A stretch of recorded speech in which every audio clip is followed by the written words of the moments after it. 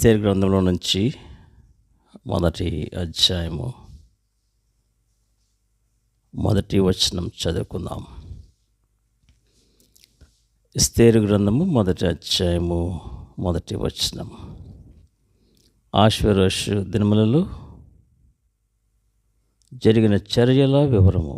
హిందూ దేశము మొదలుకొని కూషు దేశం వరకు 127 సంస్థానములను ఆశ్వేరోషు ఏలెను. 2వ వచనం. ఆ కాలమందు రాజైన అహష్వేరోషు షూషను కోటలో నుండి రాజ్య పరిపాలన చేయుచుండగా దేవుడి వాక్యము దీవించునుగాక. ఆమె దగలు మా తండ్రి, ఈ రాత్రి మాకు నీ వాక్కులు అనుగ్రహించమని కొన్ని తలంపులు పంచుకున్నట్టు ఉండగా మా ప్రియులకు కావలసిన వెలిగింపు అనుగ్రహించమని, మమ్మలను వెలిగించమని యేసుక్రీస్తు వారి శ్రేష్టమైన నామములో ప్రార్థించి స్తుతించి వేడుకొచ్చున్నాం తండ్రి. ఆమేన్. మనము 77వ గణతంత్ర దినోత్సవం జరుపుకున్నాం. 77th republic day on January 26th. గణతంత్ర దినోత్సవము అంటే ప్రజల చేత పరిపాలించే రాజ్యముగా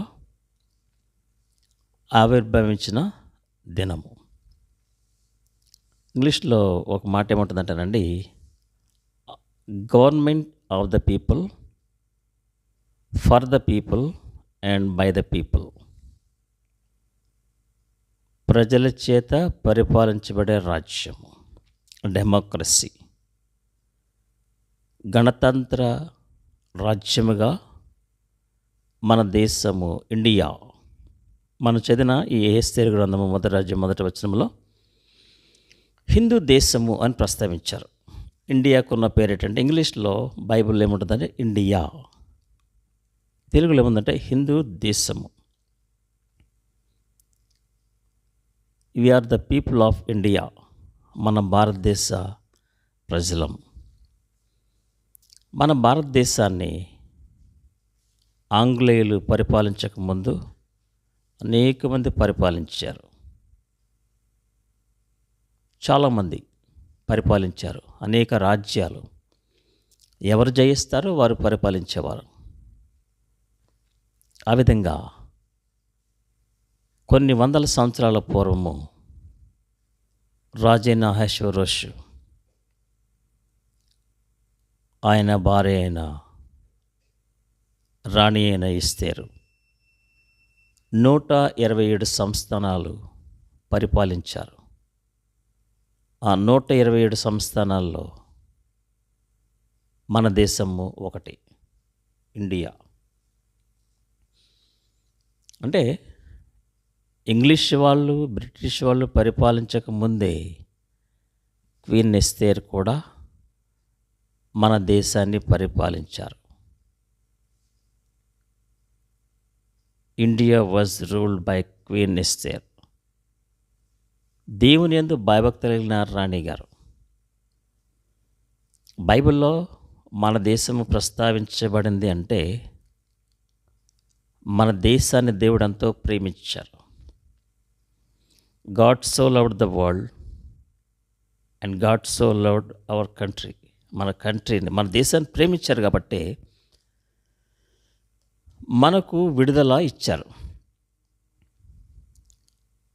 మన దేశానికి స్వాతంత్రం రావడానికి కారణము దేవుడే. యెహోవా కార్యము చేయగా త్రిపివేయగలవాడు ఎవడు? దేవుడే విడుదలను అనుగ్రహించారు. మీ దేశాన్ని మీరే పరిపాలించుకోండి.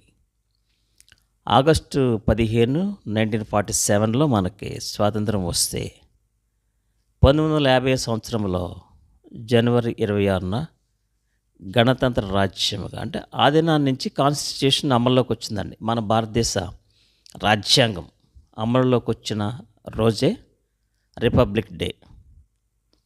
కాన్స్టిట్యూషన్ అంటే విధి విధానాలు, చట్టము, ఇవన్నీ కూడా పౌరుల విధులు, రాజ్యాంగ విధులు అన్నీ కూడా రాజ్యాంగంలో ప్రస్తావించబడినాయి. మన రాజ్యాంగము అమల్లోకి వచ్చిన రోజే గణతంత్ర దినోత్సవం. డాక్టర్ బిఆర్ అంబేద్కర్ నేతృత్వంలో రాజ్యాంగము తయారు చేయబడి, ముద్రించబడి, ఆమోదించబడి, ప్రచురించబడింది, అమలులోకి వచ్చింది. ఈ సంవత్సరము 2026 సంవత్సరంలో 77వ గణతంత్ర దినోత్సవాన్ని మనము జరుపుకున్నాం.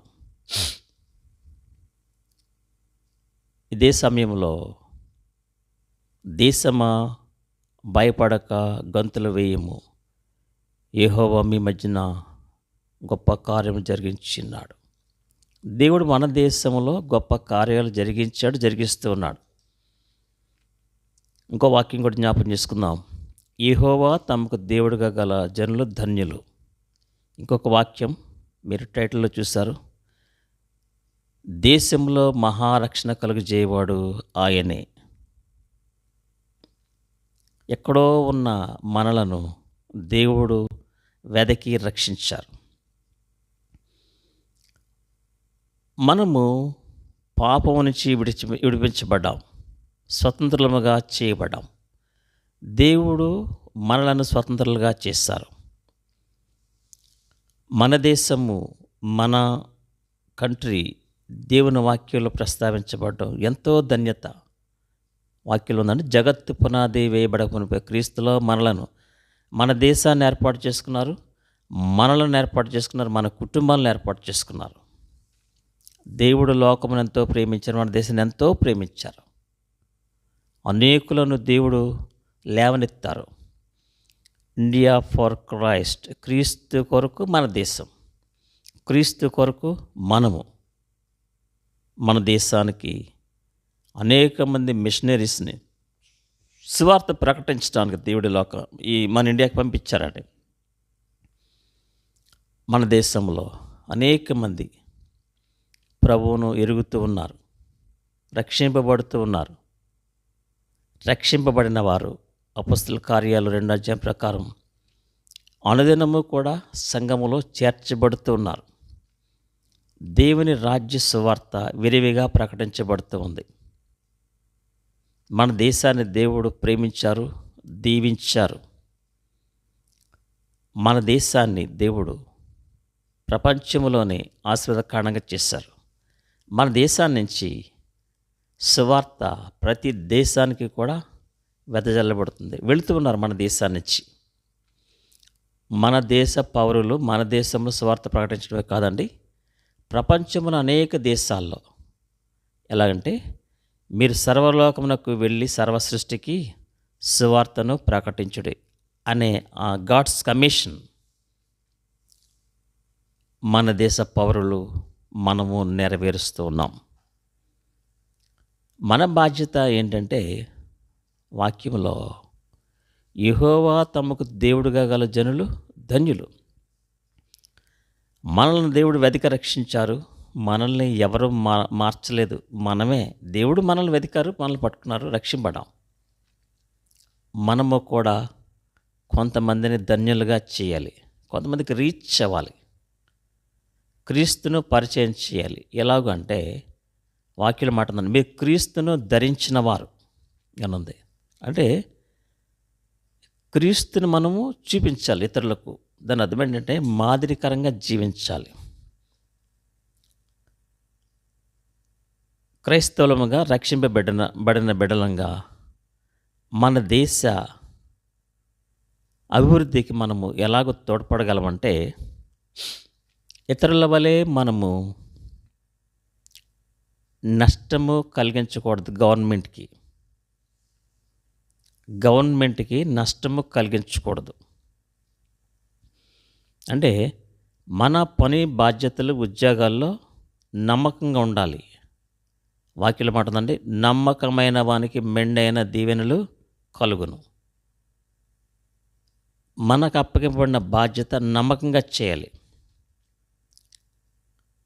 ప్రతిఫల అపేక్ష లేకుండా. నమ్మకత్వం ఏ కేడర్లో ఉన్నా సరే faithfulness is very very important. మనము క్రైస్తవులంగా మన దేశాన్ని ఎలాగ బాగు చేయొచ్చంటే, మన ప్రజలను ఎలాగ బాగు చేయొచ్చంటే, అందరి వలె మనము ఉండకూడదు. మన సమయము, మన ఉద్యోగ బాధ్యతలు కరెక్ట్గా నిర్వర్తించాలి. కొంతమంది ఉద్యోగ బాధ్యతలు కరెక్ట్గా నిర్వర్తించరు. అవసరమైన దానికంటే ఎక్కువ సెలవులు వాడేయడం, స్కిప్ అయిపోవడం, ఎగ్గొట్టేయడం. బిలీవర్స్ అలా చేయకూడదు. దేశాభివృద్ధికి మనము తోడ్పడాలి, నమ్మకంగా ఉండాలి. ఆఫీసెస్లో కొంతమందిని నేను చూస్తూ ఉంటాను. స్టేషనరీ ఏదైనా కొనవలసి వస్తే కనుక దానికి 4,000 అయిందనుకోండి, స్టేషనరీ కొనేవాళ్ళు షాపుల్లో బిల్లు 5,000కి తీసుకుంటారు. తీసుకోండి సార్ పర్లేదు అని ఇస్తూ ఉంటారు. విశ్వాసంగా మనము కరెక్ట్గా ఉండాలి. 4,003 అంటే 4,003 బిల్లు తీసుకోవాలి. దానికి మించి తీసుకున్నామా, వీఆర్ నాట్ క్రిస్టియన్స్, మన విశ్వాసం కానే కాదు. ఉద్యోగ విషయంలో నమ్మకంగా ఉండాలి. కొంతమంది కేర్లెస్గా, కొంతమంది టీచర్స్ సరిగ్గా పాఠాలు చెప్పరు. ఏదో తీసుకుంటున్నాం కాబట్టి ఏదో నామకహ అన్నట్టుగా వెళ్తూ ఉంటారు. అలాగూ కూడా ఉండకూడదు మన దేశాన్ని బాగు చేయాలంటే. కొంతమంది లంచాలు, మనము భారతదేశ పౌరులమై ఉండి జీతాలు తీసుకుంటూ, గవర్నమెంట్ మనకి జీతమే కాదు, డిఏలు, టీఏలు, ఏరియర్స్ రకరకాలు ఇస్తూ ఉంటే లంచాలకు ఆశించి అనేకులను నష్టపరిచే బిలీవర్స్ ఉన్నారు. కనుక దేవుడు మనల్ని ప్రేమించి ఒక విశ్వాసగా ఉద్యోగం ఇచ్చినప్పుడు లంచము నయా పైసా కూడా అడగకూడదు, అపేక్షించకూడదు. 100% లాయల్గా ఉండాలి. ఉద్యోగానికి, దేవుడు నీకు ఇచ్చిన ఉద్యోగ బాధ్యతలకి న్యాయము చేకూర్చవలసిన వారంగా ఉన్నాం. జస్టిఫై చేయాలి, అన్యాయముగా ప్రవర్తించకూడదు. అప్పుడు 100కి 10 మంది నమ్మకంగా ఉన్న దేశం ఎంతో ఉన్నతంగా అభివృద్ధి చెందుతుందండి. కనుక నమ్మకత్వం ఉండాలి, ప్రతిఫల అపేక్ష ఉండకూడదు, నష్టము చేయకూడదు. ఇంకో విషయం ఏంటంటే, దేశము బాగుపడాలంటే అన్యాయంగా ప్రవర్తించకూడదు.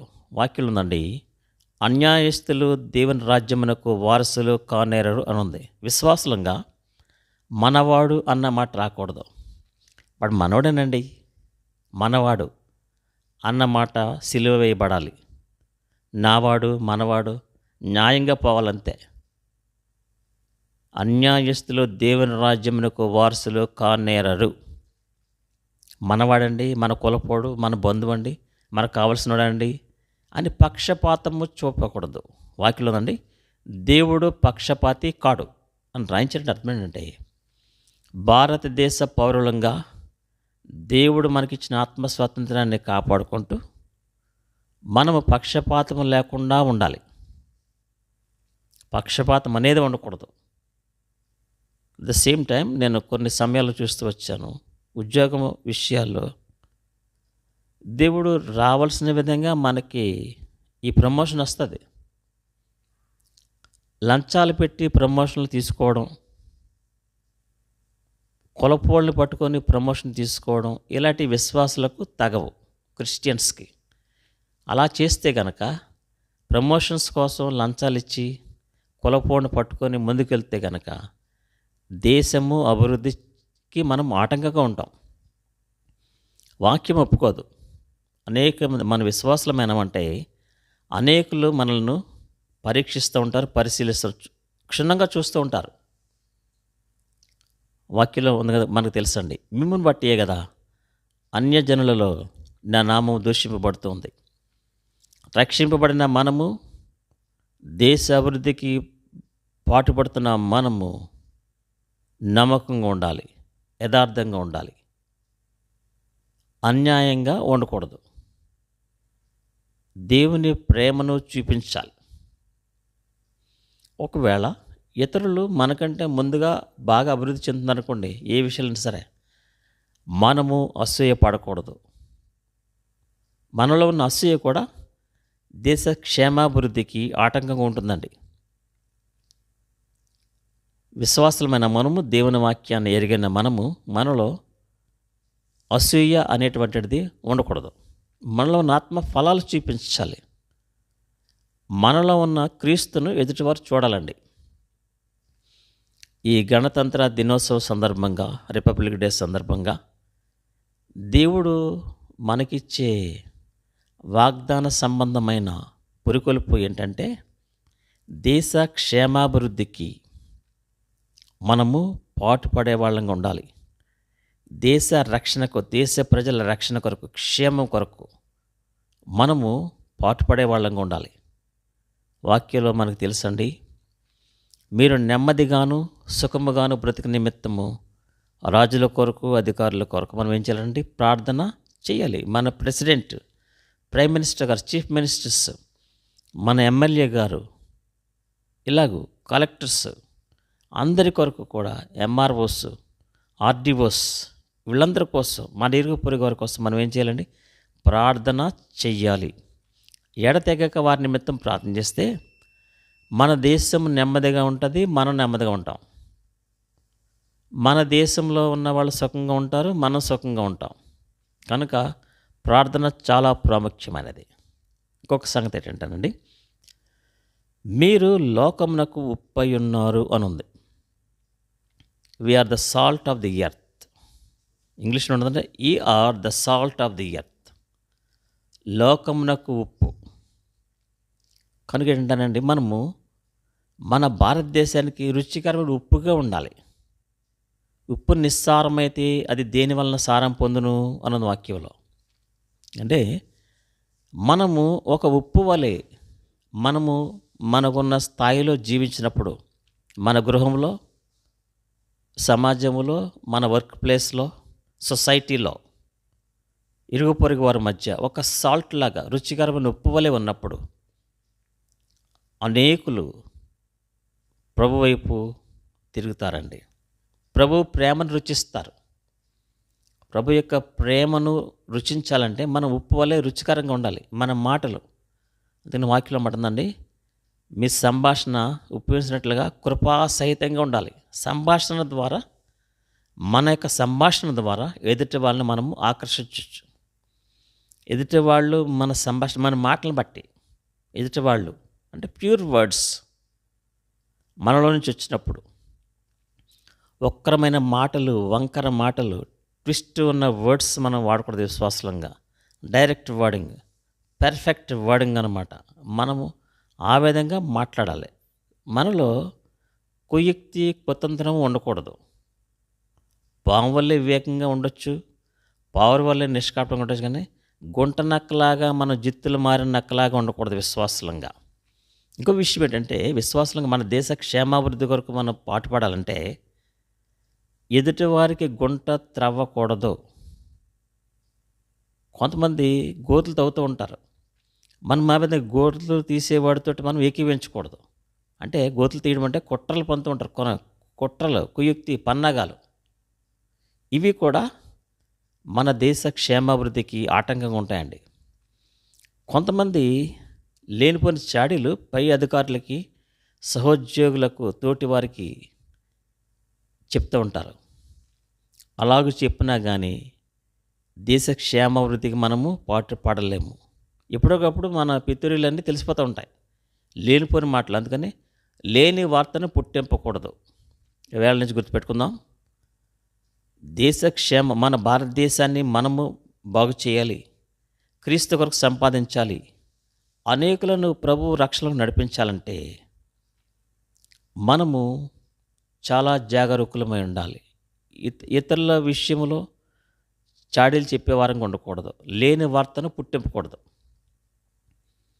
యాస్టిస్గా ఉండాలి, కరెక్ట్గా ఉండాలి. లేనిపోయిన మాటలు, కలబలు, కబుర్లు మనం చెప్పకూడదు. లేని వార్తను పుట్టించడం వల్ల మన సమాజానికి కీడు చేసిన వాళ్ళు అవుతాం. మన దేశానికి, దేశ క్షేమాభివృద్ధికి మనం ఆటంకంగా ఉంటామండి. కనుక ఈ గణతంత్ర దినోత్సవ సందర్భంగా మనము మన తోటి వారి క్షేమాభివృద్ధి కొరకు మనము ప్రయాసపడితే, మనం చెప్పుకుంటూ ఉంటాం కదండి.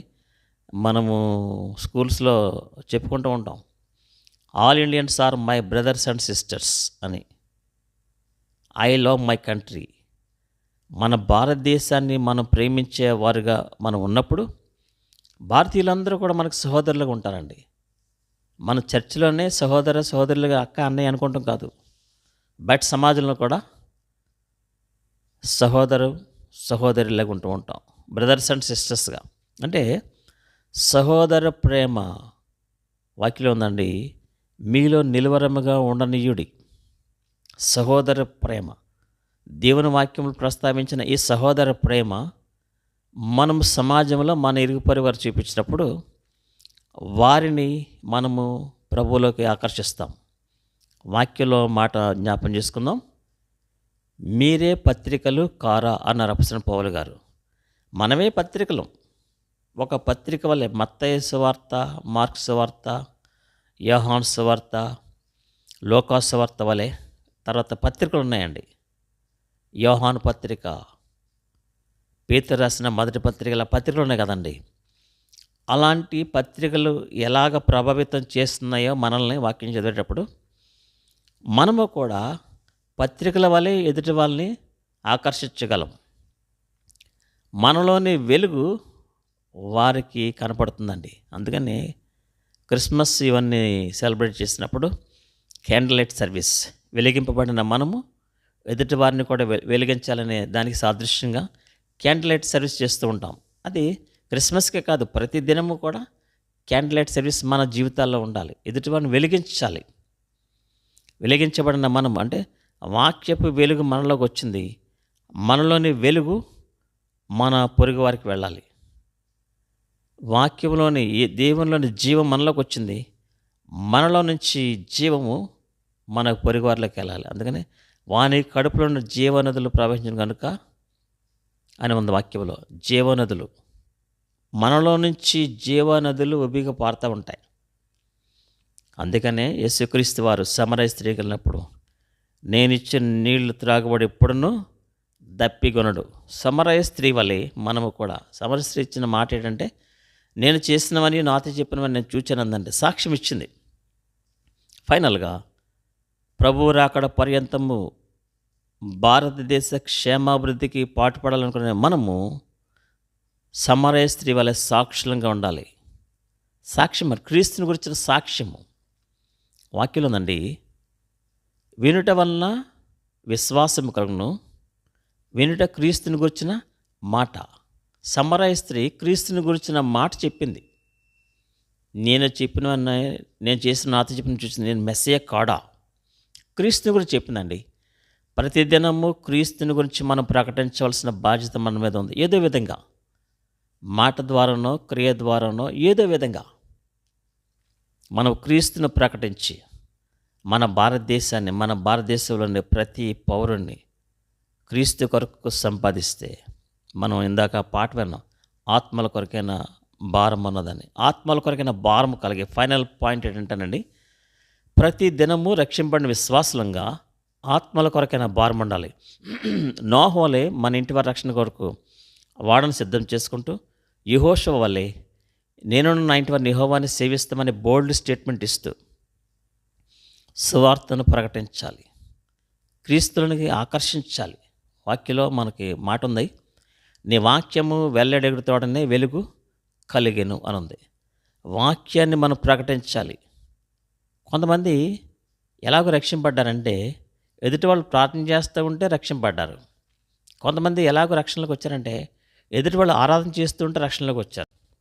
కొంతమంది ఎలాగో రక్షణలోకి వచ్చారంటే, దేవుని వాక్యాన్ని ట్రైన్లో ధ్యానిస్తూ ఉండగా చూసి అడిగి రక్షణ మార్గం తెలుసుకొని రక్షణలోకి వచ్చారండి. కొంతమంది ఎలాగో రక్షణలోకి వచ్చారంటే, ఆదివారం సంఖలో బైబిల్ వేసుకుని పిల్ల పేర్లతో పాటు వెళ్తూ ఉంటే వాళ్ళు కూడా ఆకర్షణ మందిరానికి వచ్చి రక్షింపడ్డారు. అందుకని మీరే పత్రికలు కారా. మన జీవితము గణతంత్ర దినోత్సవ సందర్భంగా, రిపబ్లిక్ డే సందర్భంగా మనమే ఒక పత్రికగా ఉండాలని ఈ రాత్రి పరిశుద్ధాత్మ దేవుడు కోరుతూ ఉన్నాడు. సో మన ఆఫీసెస్లో, మన ఉద్యోగ బాధ్యతలు, అన్ని విషయాల్లో హెబ్రీ పత్రికలు ఉందండి. ఈయన కూడా మోషే వలె నమ్మకముగా ఉండెనని యేసుక్రీస్తు వారి గురించి రాస్తూ అంతకుముందు ఏముందంటే, మోషే దేవుని నిలదట్లో నమ్మకముగా ఉండెను. అన్ని విషయాల్లో, వ్యక్తిగత జీవితంలో, కుటుంబ జీవితంలో, దేవుని మందిరంలో, సమాజంలో, స్నేహితుల మధ్య, ఇరుగు పొరుగు వారి మధ్య, సొసైటీలో నమ్మకముగా ఉండాలని దేవుడు కోరుతున్నాడు. కారణం, నమ్మకమైన వానికి మెండైన దీవెనలు కలుగును. దేవుడు ఈ రాత్రి మనకు, మన బిడ్డలకు, మన కుటుంబాలకు నమ్మకంగా ఉన్నట్లుగా దీవించి, మెండైన దీవెనలు అనుగ్రహించి, మనలను ఆస్వాదించి, మన దేశ క్షేమాభివృద్ధి కొరకు మనల్ని వాడుకొని, మన దేశాన్ని ఇంకనూ వృద్ధి పొందింపచేసి, మనలందరినీ ఆయన రాకడ వరకు ఎత్తిపరచును గాక. ఆమెన్.